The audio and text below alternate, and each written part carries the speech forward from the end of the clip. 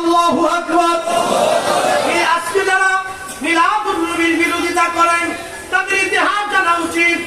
এই বাইতুল আকসাতে ক্রুসেডাররা, খ্রিস্টানেরা, ইহুদিরা, কাফেররা সম্মিলিত বাহিনী লক্ষ লক্ষ সৈন্য দিয়ে ফিলিস্তিন তারা দখল করে নিল।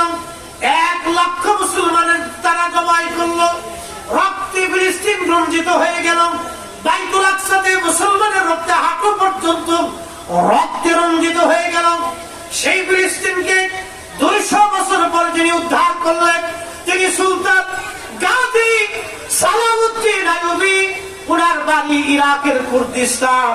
উনি একজন কাট্টা সুন্নি মুসলমান, একজন বীর যোদ্ধা, শেখ রাসূল। একসাথে ধরে বলা যাবে আল্লাহু আকবার। ওনার আপন বোন তার ভগ্নিপতি, ওনার আপন ভগ্নিপতি, শুনে যান ইতিহাস। ওনার আপন ভগ্নিপতি তার নাম বাদশাহ মুজাফফরউদ্দিন কুকুবুরি রাহিমাহুল্লাহ। উনি ইরাকের ইরবালের বাদশাহ ছিলেন। এত বড় পরহেজগার ছিলেন।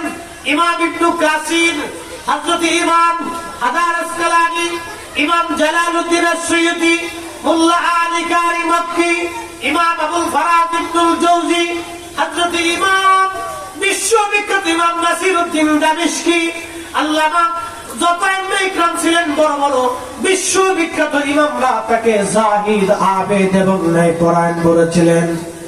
শুনেন, তিনি মিলাদুন নবীর মাহফিল রাজকীয় ভাবে 1 লক্ষ তৎকালীন জামানার 1 লক্ষ দিনার খরচা করে তিনি মিলাদুন নবীর মাহফিল ইরাকের ইরবিলের রাজপ্রাসাদে পালন করতেন। একবার জোরে বলা যাবে কি মারহাবা। শুনেন, বাইতুল আকসা যারা কাফিরদের হাত থেকে বাইতুল আকসাকে ছিনিয়ে নিয়ে মুসলমানদেরকে ফিরিয়ে দিয়েছিলেন, তারা মিলাদুন নবী করতেন। আমি লিখি নাই, ইমাম সুয়ুতি হুসনুল মাকাসিদ ফি আমালিল মাউলিদ লিখেছেন, মুল্লা আলী কারি মক্কি আল মাউলিদ লিখেছেন, ইমাম ইবনে কাসির আল বিদায়া ওয়ান নিহায়ার ভিতরে লিখেছেন, হযরত ইবনে ইকরাম তারা তাদের কিতাবের মধ্যে লিখেছেন। সেই দিন মিলাদুন নবী যারা পালন করেছিল তারা কাফিরদের সাথে জিহাদ করে বাইতুল আকসাকে আমাদের ফেরত দিয়েছিলেন। 1 সাগর রক্তের বিনিময়ে জমিনে ক্রুসেডারদেরকে তাড়িয়ে এই জমিনকে পাপ মুক্ত করেছিলেন। আরব বিশ্ব থেকে এই মুসলিম ঝান্ডা, কালেমার ঝান্ডা যারা উড়িয়েছিলেন তারা সুফি, তারা আউলিয়া কারাম। এই উপমহাদেশে ইসলাম যারা এনেছে তারা আউলিয়া কারাম। অতএব আউলিয়া কারামদের দেওয়া ইসলামে দেখেই চলবে। কথা বলে ঠিক হবে। কিন্তু বড় আফসোস হলো সত্য,